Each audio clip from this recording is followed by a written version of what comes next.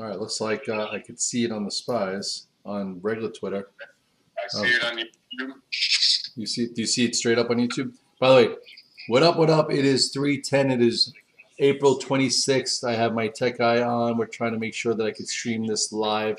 We've had some computer issues, but it's turned into a positive because now it seems as if the 6:30 Club is going to be streamed on YouTube and Instagram. Anyone see this? Good afternoon, Leaves. Anyone see the chart of the the spies right here? Anybody? Anybody? Let's see. I posted this a few times. Doesn't it look so easy after? Anybody have a good afternoon here? I could hear myself, so that's good. That means the sound's working. Charts work. All right, we got Lee says what's up. Mike, do you see it on Instagram? I'm not seeing it on Instagram right now. You're not seeing it on Instagram. Do you see it on If you, YouTube? if you go to the one stream where we just were, Right. and you see the Instagram picture there, can you click go live, or is that not an option? Let's see. Where do you see Instagram? Go live. On the one stream, I don't know if to change the page. Once I you see went Twitter live. channel. I see YouTube channel. I see Instagram channel. Okay, and next to the Instagram, is there like a little slide? Yeah, you can click? it says disconnect. So that means it's connected. That's it. Hmm. Okay. Anyway, so here, by the way, look, we're looking right here. By the way, if we went over this morning. You know, we broke 410, came in. I figured we could have a little bit of a bounce towards the 21 day. Doesn't it seem like so easy afterwards? You know, we started up. They traded us below 406.02, and then did a little bit of a red dog reversal. So you could have shorted the first initial bounce, traded through. Then you could have seen a little bit of the reclaiming of the 406.02. Hit there and then reversed again. Reverse on reverse on reverse. Wow. But again, then you look at the chart, you're like, wow, look how clean that is. It broke, rallied back up, got rejected, broke the prior low, and now here we are getting close to the 50-day. If you look here in the SPYs, this is the 5-minute chart. SPYs just had a bit of a candle here. What could you have seen on the 5-minute chart? I guess you could say, hey, look at this. This was your rally, and then boom, ended right there, and then just went lower. Now you could say, what's going to happen into the close? If I was trading right now, which I'm not, I'm trying to figure this out, I would say this is your trend to the downside. You have a little descending channel here.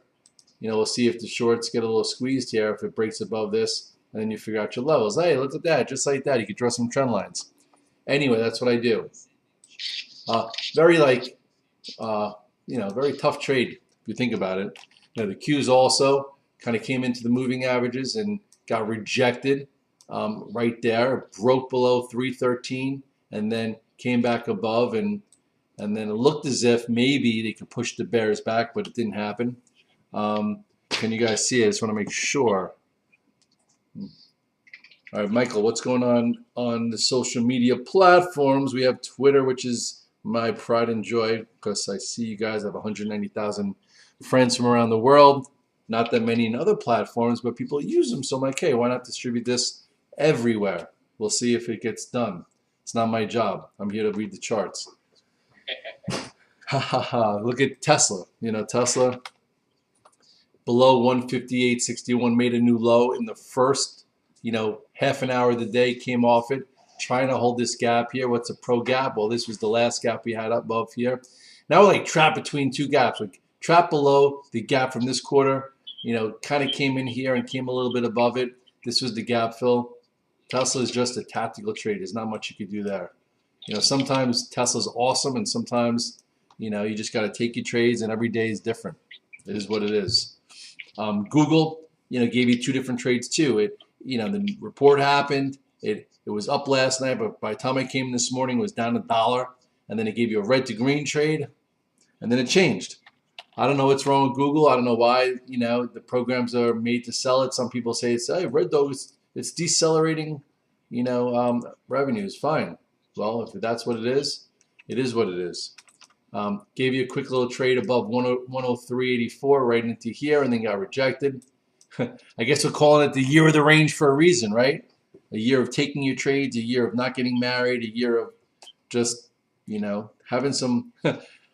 This is a red cup. This isn't an open house party I had in high school. You used to sell these for $5 each. No, I'm kidding. I never did that. Thank goodness there were no iPhones back then. It's just water. Anyway, what else? Microsoft, we'll see how it goes from here on out. I talked about, can this be like Netflix? What does that mean? Means could it give you a point of reference high, a post earnings gap pivot to trade against? Now it's turning into a doji. It's still above 292. It's still above 294. It's been a big range for the day. I tried it once or twice. Usually it's a noisy trade post earnings, so we'll see what happens moving forward. If this could hold 292.73, maybe at some point now Microsoft's high is what, 299.57. It'll give us some clues if anything could have any kind of momentum, because momentum is really hard to find. Anyway, so this is your new doji candle. I'm almost gonna get rid of this because this is kind of noisy. Let's just put this here.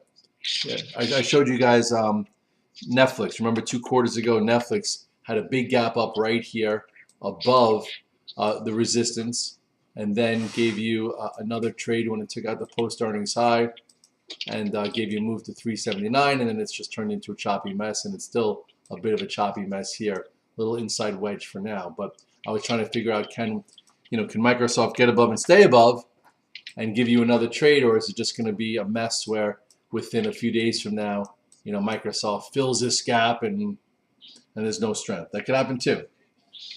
Mikey, how you doing?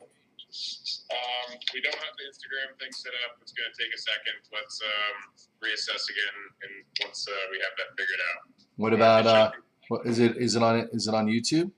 It's on YouTube. It's on Twitter. So that's good. Looks great. Just got to figure out the Instagram connection, but that one's not working yet. So we'll figure that out and we'll get that connected. But my forehead, it's so big. Anyway, okay, let's do a few more things. Well, you have Meta coming out after the close. Let's talk Meta.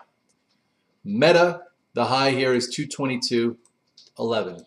Okay, that's the same level as you had in Microsoft at 292 and 294, which didn't get much traction. So this is now 222 here. You could put this there.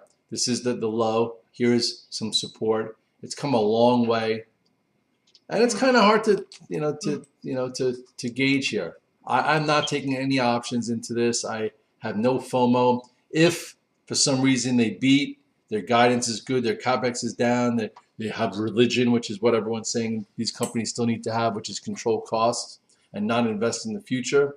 I guess that's what the market wants now. Then 222 is the spot. If you look at the weekly chart, you'll see that 222 is right here, and then above 222 is 235. That's where it broke down from. That's where it retested. So maybe, again, this is what we're playing for. We're playing for like peanuts. It's like little crumbs.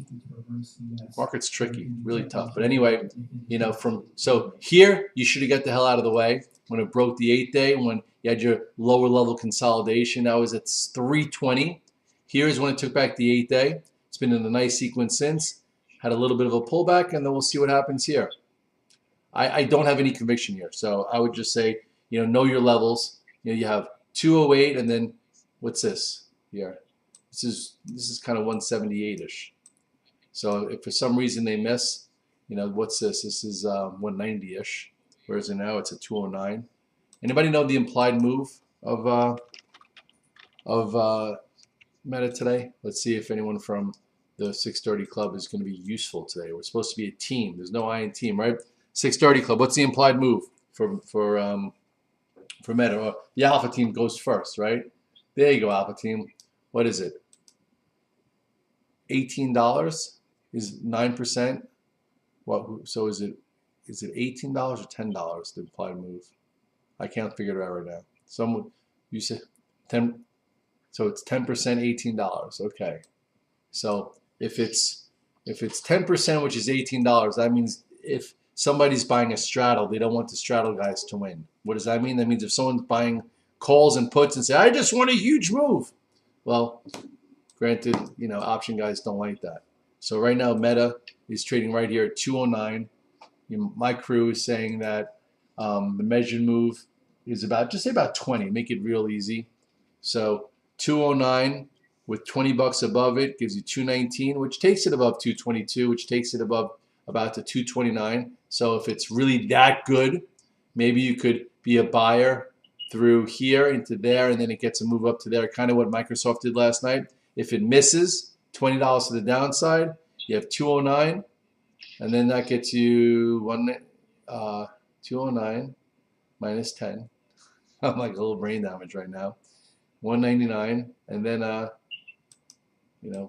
lower. There's room lower. So that's how it map out the levels. It seems like the implied move's getting defended because the earnings aren't so good enough to blow it out. FRX, I have some puts on. Looks like it's going to be a 0. Bought those yesterday. Should have bought them in here when everything was bouncing and there was no bounce. KRE, still below 41.28.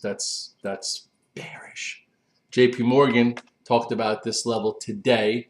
Actually, yesterday it broke, and then it broke this, and now it looks like some people are worried that maybe they put a little bit too much money into FRC to stabilize them, which might be a 0. But anyway, all I'm saying is this was your level. This was your upper flag. It broke 138.78, then it broke this, and now it's getting into this gap, which isn't great for the banks and JP Morgan itself. I remember back in the financial crisis, like, oh, it's subprime, but then prime had to buy subprime, and then prime became watered down prime, and then everything was kind of crappy. Not saying it's going to happen this time. I'm just saying what I'm saying. Either which way. Michael, what's happening? Haraka. Oh, I just gave you his name away. Now I have to kill him. Kidding. There's nothing more we can do at the moment. We have to, I have to get back in your computer, and we have to reassess. All right, well, now it's 3:21. It's April 26th. It is Wednesday. I'm going to trade the close. This was a quick little impromptu, tell it like it is, 630 club at 3:21, trying to figure out if my distribution's there. We've had levels to look at, things to navigate. Hopefully you're doing all right. Get out of harm's way.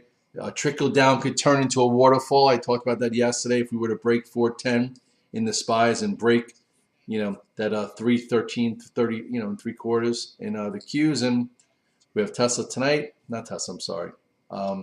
Meta tonight, and then Amazon's tomorrow.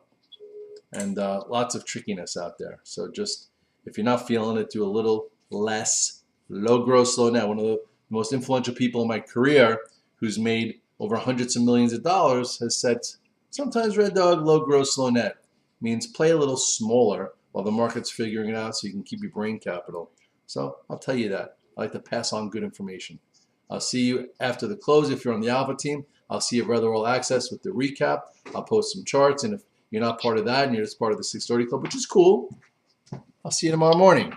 Be safe out there, guys. It's Adult Swim, I'll tell you that much.